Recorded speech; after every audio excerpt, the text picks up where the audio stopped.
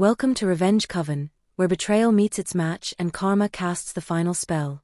Join our coven for weekly stories packed with shocking twists, emotional intensity, and the satisfying thrill of revenge done right. Thank you. I found out my parents stole my house the same way you find out your life is about to fall apart. By accident, I pulled into my driveway after work and saw my brother's car parked there like it belonged to him. By the time I walked through the door, my parents had already decided my future, without me in the room. I pulled into my driveway after a long shift at the hospital and froze. Marcus's black sedan sat where I usually parked, gleaming under the porch light like it owned the place. My stomach twisted. He never visited without calling first. I grabbed my bag and walked to the front door, key already in hand. Before I could unlock it, the door swung open. My mother stood there, smiling that tight smile she wore when she'd already made a decision I wouldn't like. Behind her, Dad lounged on my couch. Marcus leaned against my kitchen counter, arms crossed, looking smug. Mom stepped aside to let me in. Sophia, perfect timing. We need to talk about something important. I set my bag down slowly. What's going on? Dad cleared his throat. We've been thinking about Marcus's situation. He and Kelly are expecting their second child, and that apartment just isn't cutting it anymore. My brother nodded like this concerned me somehow. They need space, Mom continued. Real space. A proper home. I waited. So we've decided, Dad said, that Marcus should have this house. The room tilted. Excuse me. Mom's smile didn't waver. You don't really need it, sweetheart. I stared at them, waiting for the punchline. It never came. You're single, Mom explained, like she was being reasonable. You're independent. You can live anywhere. But Marcus has a family now. A growing family. He needs stability, Dad added. Security. I looked at my brother, who had the decency to glance away for half a second before meeting my eyes. It makes sense, Soph, he said. You've always been the strong one. The one who doesn't need help. My throat went dry. This is my house. Technically, Dad said, and my blood ran cold at that word. Technically, the deed is in the process of being transferred. We started the paperwork last week. I couldn't breathe. Last week. We wanted to have everything ready before we told you, Mom said brightly. To make it easier. Marcus already has the keys, Dad added. My brother held up a set of keys. My keys. The spare set I'd given my parents for emergencies. They'd copied them. Given them to him. Transferred my house without asking me. I'd paid the down payment. I'd renovated the kitchen. I'd covered every property tax bill for 3 years. And they'd just given it away. Marcus pushed off the counter and walked toward the stairs like he already owned the place. I'm thinking we'll turn the guest room into a nursery, he said. Kelly wants yellow walls. Something bright. I found my voice. Get out. He stopped, turned. What? Get out of my house. Mom sighed. Sophia, don't be difficult. Difficult. My voice cracked. You're giving away my house and I'm being difficult? Dad stood up. We're not giving it away. We're reassigning it to someone who needs it more. You're too emotional to see the bigger picture right now. Too emotional, I repeated. Marcus walked back toward me. Look, you can stay here for a while. We won't kick you out immediately. But there are going to be some ground rules. Ground rules. Yeah. Kelly doesn't like clutter, so you'll need to clear out most of your stuff from the common areas. And we'll need the master bedroom, obviously. You can take the smaller room upstairs. I looked at my parents. They nodded like this was perfectly reasonable. If you behave, Mom added gently, this can work for everyone. That's when it hit me. They'd planned this. 4 months. The casual questions about my work schedule. The comments about how much space I had. The way they'd encouraged me to give them a spare key just in case. They'd been plotting this whole time. I couldn't sleep that night. I lay in my bed in my house, staring at the ceiling while my mind raced through every conversation, every warning sign I'd missed. 4 years ago, when I'd bought this place, my parents had insisted on being involved. We want to help, Dad had said. Let us co-sign. It'll make everything easier. I'd been so grateful. So stupidly grateful. They'd helped with the down payment, promised the house would be mine, legally and completely. I'd believed them. Paid them back every cent within 2 years. Covered the renovations myself. The new roof. The updated electrical. The finished basement. Thousands of dollars I'd poured into making this place home. And they'd promised. This is your house, Sophia. You've earned it. Earned it. I rolled over, grabbed my phone, pulled up my bank statements. Every payment I'd made. Every receipt I'd saved. I scrolled back through emails, looking for the original purchase agreement. Found it. Opened it.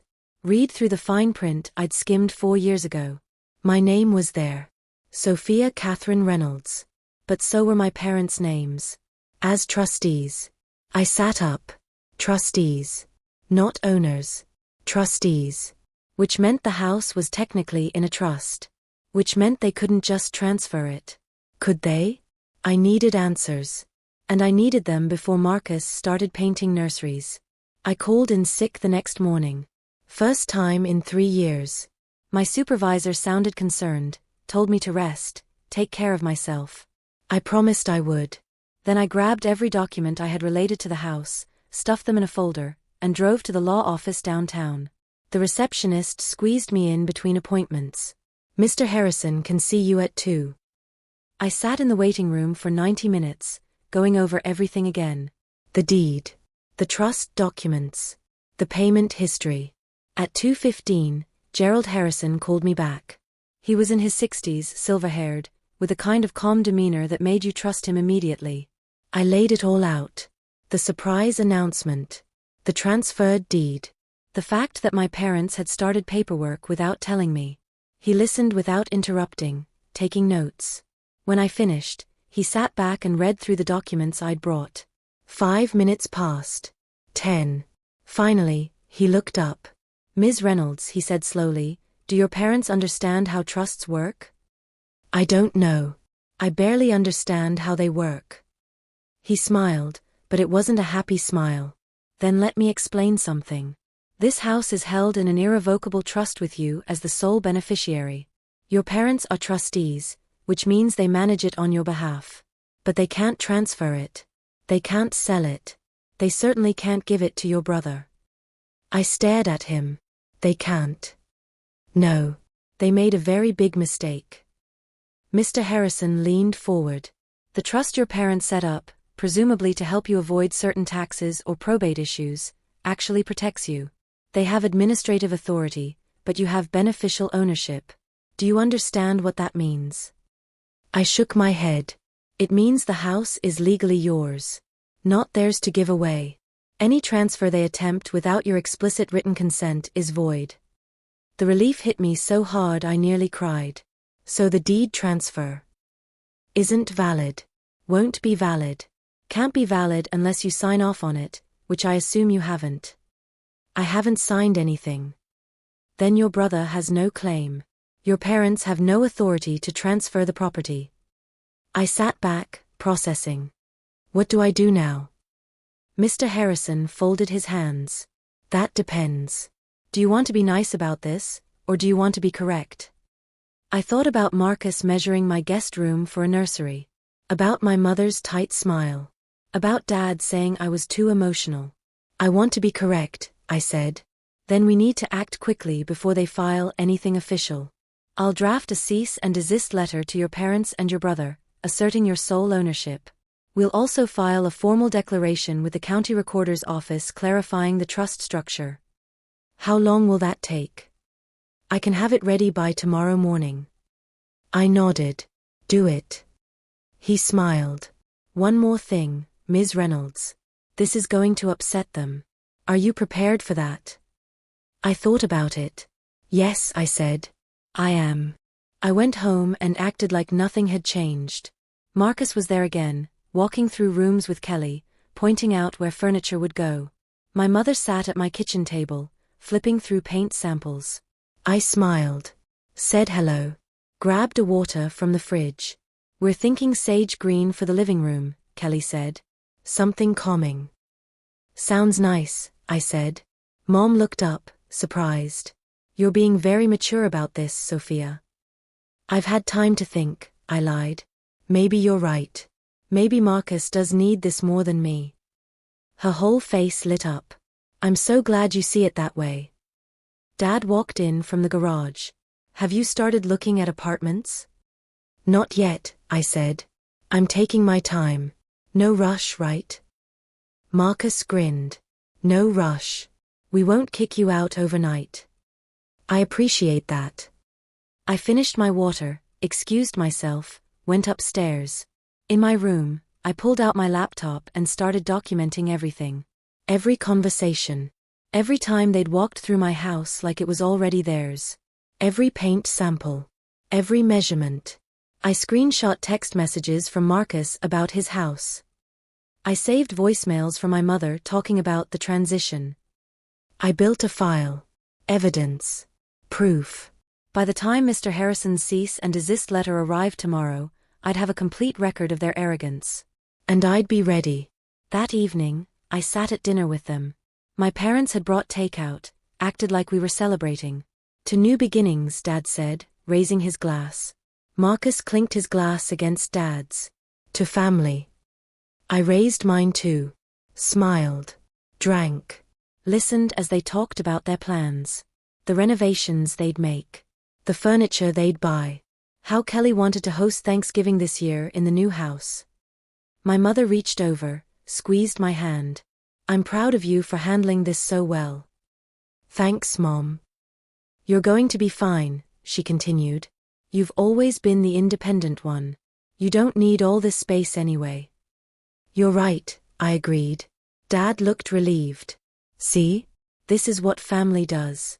We help each other. Absolutely, I said. Marcus leaned back in his chair. I was thinking, once you move out, maybe we can set up a guest room for when you visit. Nothing fancy, but somewhere comfortable. That's thoughtful. We'll have you over for dinners, Kelly added. The kids will love having Aunt Sophia around. I nodded, kept smiling, let them talk. Let them plan. Let them believe I'd accepted their decision. Because tomorrow, everything would change. And I wanted them to remember this moment. The moment they thought they'd won. The moment before they realized how badly they'd miscalculated. I went to bed early, set my alarm, slept better than I had in days. The letter arrived at 10 in the morning. I wasn't there to see their faces when they opened it, but Marcus called me 20 minutes later. What the hell is this? He demanded. I was at the hospital, on break. What's what? This legal letter. Cease and desist. Assertion of ownership. What did you do? I talked to a lawyer. You had no right. Actually, I had every right. It's my house. Dad said the transfer was already in progress. Dad was wrong. The house is held in trust. I'm the sole beneficiary. You can't transfer what you don't own. Silence. Then, you're really going to do this? You're going to screw over your own brother. I'm going to keep what's mine. He hung up. 30 seconds later, my mother called. Sophia Catherine Reynolds, what have you done? Protected my property. This is outrageous. After everything we've done for you. Everything you've done for me? You tried to steal my house. We didn't steal anything. We were helping Marcus. Without asking me. Without my consent. That's called theft, Mom. You're being selfish. I'm being rational. The house is legally mine. I'm not giving it up. She started crying. How can you do this to your family? How could you do this to me? I asked quietly. She hung up. I finished my lunch, went back to work, and waited for the next call. It came at 3. My father. We need to talk, Dad said. His voice was cold, controlled. I'm listening. Not over the phone. Come home. Tonight. It's my house, Dad. You come here. Long pause. Fine. 6 o'clock. I'll be there. I got off at 5, drove home, found all 3 of them waiting. Marcus paced near the window. Mom sat on the couch, tissues in hand. Dad stood by the fireplace, arms crossed. "Sit down," he said. "I'd rather stand." "Sophia, this has gone too far." "I agree. You should never have tried to take my house." "We weren't taking it," Mom said. "We were redistributing family assets." "Family assets? I paid for this house." "Me. Every penny of the down payment. Every renovation. Every tax bill." "We helped," Dad said. "You co-signed. That's not the same as paying. We're your parents. We deserve some consideration." "Consideration doesn't mean surrendering my home." Marcus stopped pacing. "You're really going to throw us out? Me, Kelly, the kids." "I'm not throwing you out. You were never moving in. We already started planning." "That was presumptuous." Mom stood up. "Listen to yourself. You sound heartless." "I sound like someone who finally sees clearly." "We raised you better than this," Dad said. I looked at him. "You raised me to stand up for myself. To work hard. To earn what I have. I did all of that. Now you're punishing me for it." "This isn't punishment," Mom said. "It's family helping family." "Then help Marcus another way. Buy him a house. Give him money. But this house is mine, and I'm keeping it." The next morning, I started preparing. I moved my important documents to a safe deposit box at the bank. Changed my account passwords. Rerouted my direct deposit to a new account they didn't know about.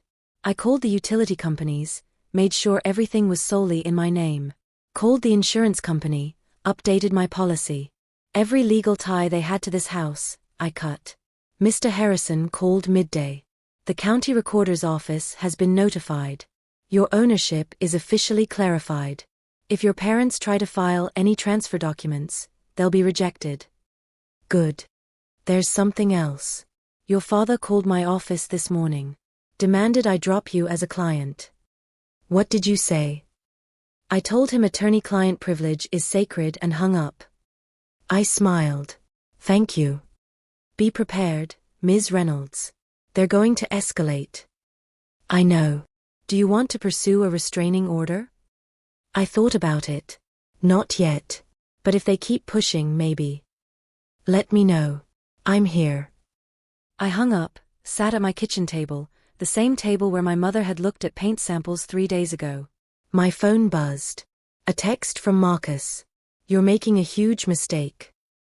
I didn't respond. Another text. "Mom's crying.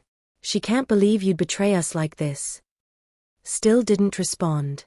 Then, "Dad says we should contest the trust.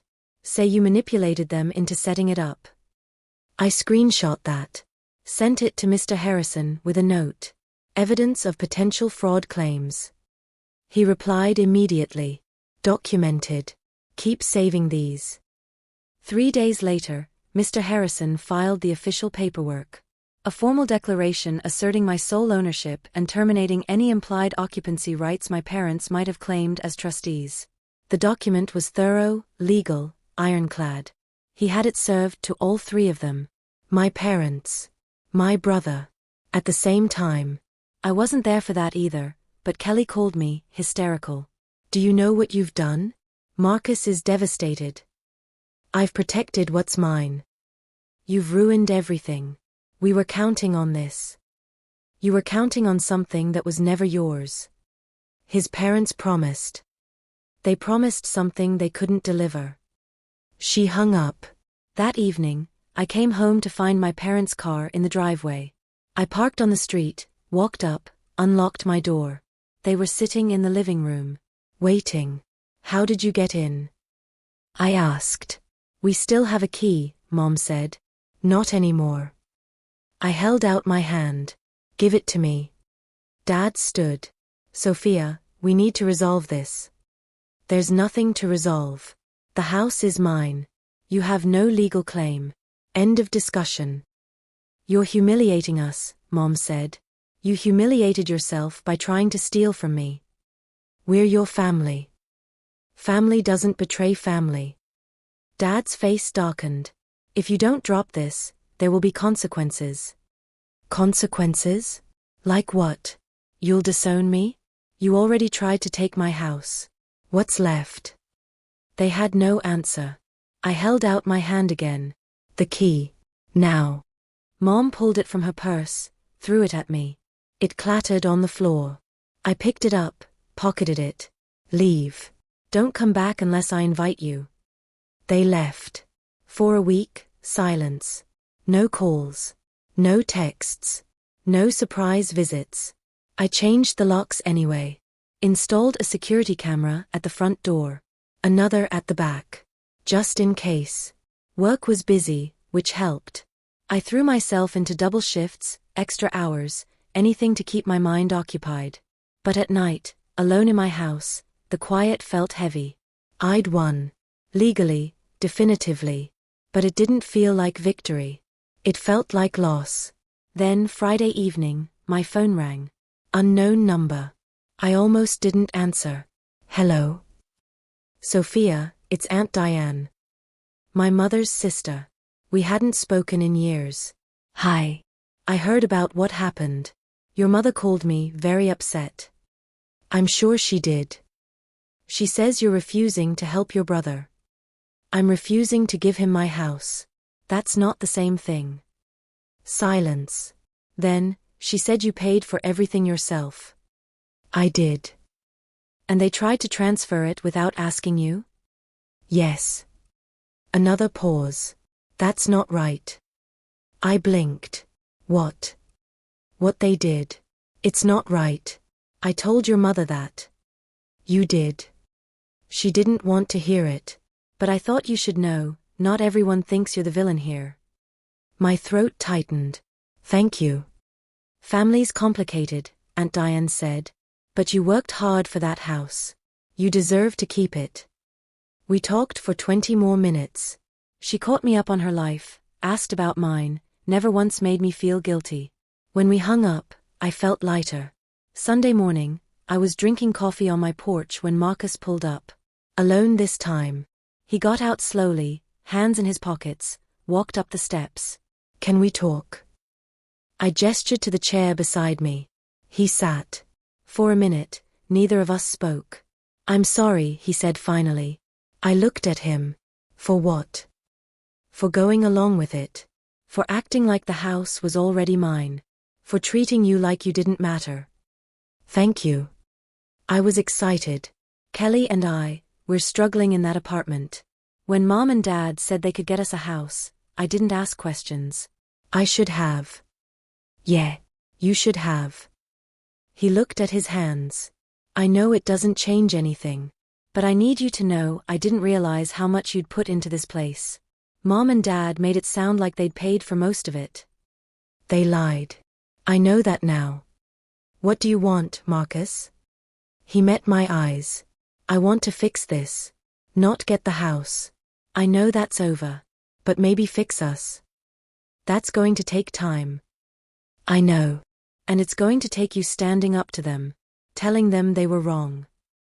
He nodded. I already did. Last night. Dad hung up on me. Good.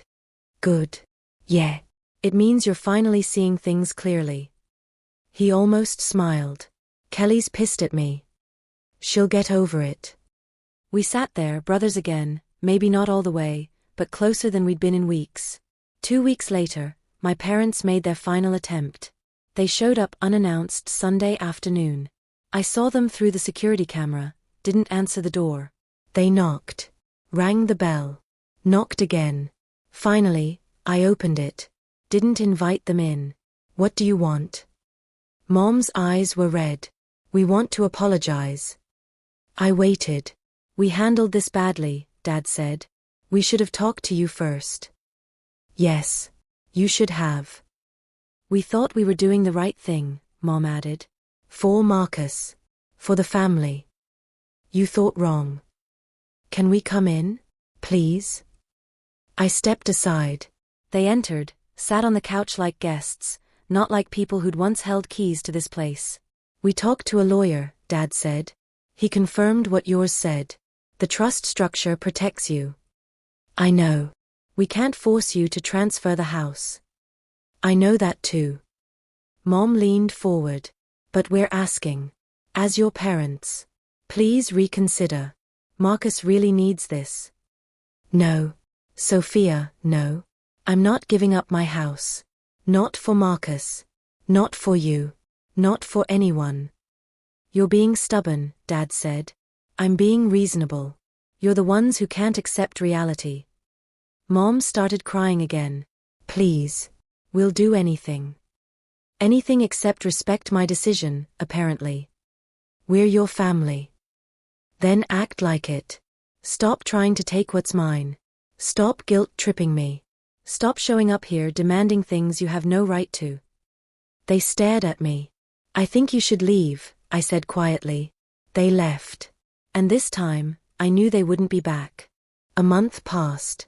Spring arrived. I planted flowers in the front yard, repainted the fence, bought new furniture for the living room. Made the house mine in ways it had never been before. Marcus and I texted occasionally. Surface-level stuff. He sent pictures of the kids. I sent back hearts. Kelly had cooled off, apparently told him he'd been an idiot for going along with the plan. My parents didn't call. Didn't text. I heard through Aunt Diane that they'd helped Marcus and Kelly with a down payment on a different house. Smaller. Farther from town. But theirs. Your mother's embarrassed, Aunt Diane said during one of our calls. She won't admit it, but she knows she was wrong. Good. Do you think you'll ever forgive them? I don't know. Maybe. But not until they actually apologize. A real apology. That might take a while. I've got time. Work promoted me. Head nurse in the cardiac unit. Better pay. Better hours. I celebrated alone in my house, toasted myself with wine, felt proud. Really proud. For the first time in years, I wasn't trying to prove anything to anyone. I was just living. Then, 3 months after everything started, I got a letter. Handwritten. My mother's handwriting. I almost threw it away. But curiosity won. I opened it. Read it. It was short. Sophia, I'm sorry. Not for wanting to help your brother, but for how we did it. For not asking you. For assuming you'd just go along. You've always been strong, and I think we took that for granted. I don't expect you to forgive me right away. But I hope someday you will. Love, Mom. I folded the letter, put it in a drawer, didn't respond. Not yet. Maybe not ever. But I kept it. 6 months later, Christmas approached. I'd planned to spend it alone. Volunteered to work the holiday shift so my colleagues with kids could stay home. But Marcus called Christmas Eve. Hey. We're having dinner tomorrow. Just us, Kelly, the kids. Nothing fancy. You want to come? I hesitated. Are Mom and Dad going to be there? No. I didn't invite them. Why not? Because I wanted to see you. And I figured you wouldn't come if they were there. He wasn't wrong. What time? 3. I'll think about it. Okay. Christmas morning, I woke up, stared at the ceiling, debated. Finally, I got dressed, grabbed the presents I'd bought for my niece and nephew weeks ago, drove to Marcus's new house. It was small, like Aunt Diane had said. But cozy. Warm. Kelly answered the door, smiled nervously. Hi. Come in. Dinner was awkward at first. Polite. Careful. But the kids broke the tension, running around, showing me their toys, demanding I play with them. By the time dessert came out, we were laughing. Marcus walked me to my car later. Thanks for coming. Thanks for inviting me. I meant what I said before. I want to fix this. I know. Are we okay? I thought about it. We're getting there. He hugged me. I hugged him back. And for the first time in months, family didn't feel like a burden. It felt like a choice. My choice. New Year came and went. I made resolutions. Small ones. Take better care of myself. Travel more. Stop waiting for my parents to change. They didn't call on my birthday. I didn't expect them to. Marcus did. Aunt Diane did. Kelly sent a card. That was enough. Work kept me busy. I took a vacation in March, drove up the coast, stayed in little hotels, read books on the beach. Came home refreshed. Found a letter in my mailbox. My father's handwriting this time. I opened it standing in my driveway. Sophia, your mother tells me she wrote to you. I don't know if you read it or if you threw it away. Either way, I need to say this. We were wrong. I was wrong. I let my desire to help Marcus cloud my judgment. I forgot that you'd worked just as hard, maybe harder. You deserved better from us. I don't know if we can fix this, but I hope we can try. Dad. I folded the letter, walked inside, put it in the drawer with Mom's. 2 letters. 2 apologies. Still not enough. But maybe someday. I called Mr. Harrison. I just wanted to thank you. For everything. You're welcome, Ms. Reynolds. How are things? Good. Better than I expected. I'm glad to hear it. Do you think they'll try again? My parents? No. They know they have no legal standing. And honestly, I think they've realized the cost of what they did. The cost. Losing you. I hadn't thought of it that way. Yeah, I said. I guess they did. We hung up. I stood in my kitchen, looked around at the home I'd fought for. And I smiled. Spring turned to summer. I hosted a barbecue, invited friends from work, people from my yoga class, neighbors I'd finally gotten to know. Marcus came with his family. Kelly brought potato salad. The kids played in the yard. It felt good. Normal. Like life had moved forward. My coworker, Hannah, pulled me aside. This place is amazing. Thanks. You did all this yourself? Pretty much. That's impressive. My parents helped me buy my condo. I can't imagine doing it alone. It's not always easy. But it's mine, you know. She smiled. Yeah, I get it. Later, after everyone left, I sat on the porch watching the sunset. My phone buzzed.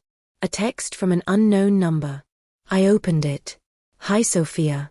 This is your mother. I got a new phone.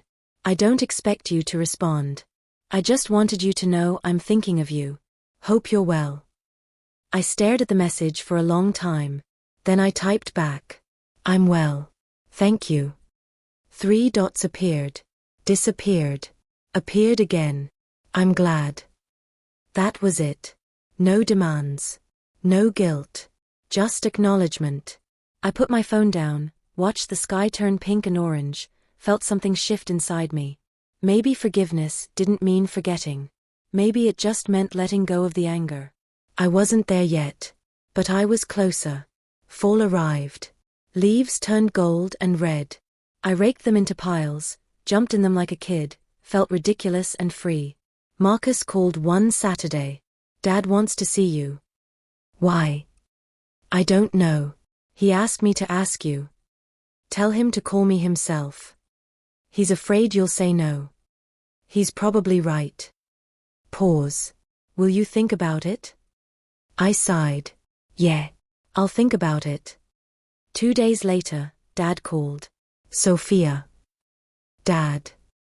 Thank you for taking my call. What do you want? I want to see you. Talk to you. Face to face. Why? Because I owe you more than a letter. I thought about saying no. Thought about all the reasons I should. But something in his voice stopped me. Whenever you're willing. Next Sunday. 3 o'clock. Here. I'll be there. Sunday came. I cleaned the house, made coffee, waited. At 3 exactly, he knocked. I opened the door. He looked older. Tired. Come in. He entered, looked around. You've made changes. It looks good. Thanks. We sat at the kitchen table. He didn't waste time. I'm sorry, Sophia. For all of it. For trying to take this from you. For dismissing your feelings. For choosing Marcus over you. Why did you? Honestly? Because he asked. Because he seemed desperate. Because it felt easier to give him something I thought wouldn't hurt you. But it did hurt me. I know. I see that now. Too late, but I see it. We sat in silence. I don't know if I can forgive you yet, I said. I understand. But I'm willing to try. Slowly. He nodded, eyes wet. That's more than I deserve. After Dad left, I sat on my porch again, thinking about everything that had happened. The betrayal. The fight. The victory. People always say blood is thicker than water. But I'd learned something different. Blood means nothing if respect isn't there. My family had assumed I'd bend. Assumed my love meant I'd sacrifice everything. They'd been wrong. And in being wrong, they'd lost me. Not forever, maybe. But long enough to learn. I thought about Marcus, who'd apologized, who'd worked to rebuild trust. About Aunt Diane, who'd supported me when I needed it most. About my parents, who were trying slowly, painfully, to understand what they'd done. Family wasn't something you were born into. It was something you chose. Every day. And I'd chosen myself. My independence. My home. My boundaries. That wasn't selfish. It was survival. I pulled out my phone, scrolled to my mother's number, typed a message. Want to have coffee next week? Her response came fast. I'd love that. I set the date. Wednesday. Noon. Neutral ground. A coffee shop downtown.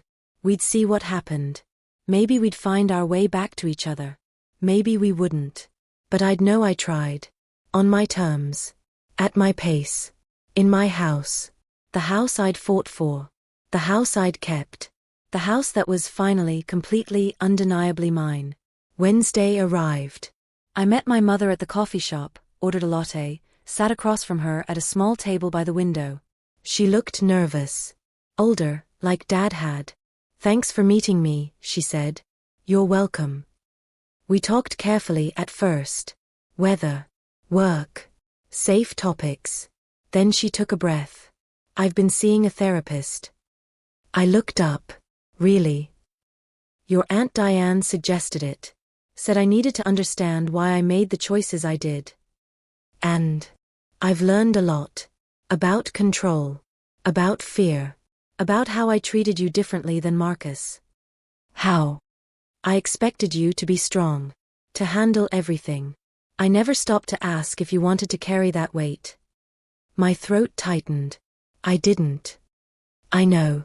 And I'm sorry. We talked for 2 hours. About the past. About the house. About how she'd convinced herself that giving it to Marcus was generous, not cruel. She cried. I didn't. But I listened. And when we left, I hugged her. Not the way we used to. But it was something. Same time next week? She asked. Yeah. Same time. Over the next few months, we met regularly. Slowly, carefully, we rebuilt something. Not the relationship we'd had before. Something different. Something honest. Dad joined us eventually. Then Marcus and Kelly. We had dinners. Awkward at first. But they got easier. We talked about boundaries. About respect. About what family meant. They started to understand. And I started to heal. A year after everything started, I stood in my living room, looking at the space I'd fought so hard to keep. The furniture I'd chosen. The art on the walls. The plants in the corners. Every inch of it mine. I thought about the girl I'd been before all this.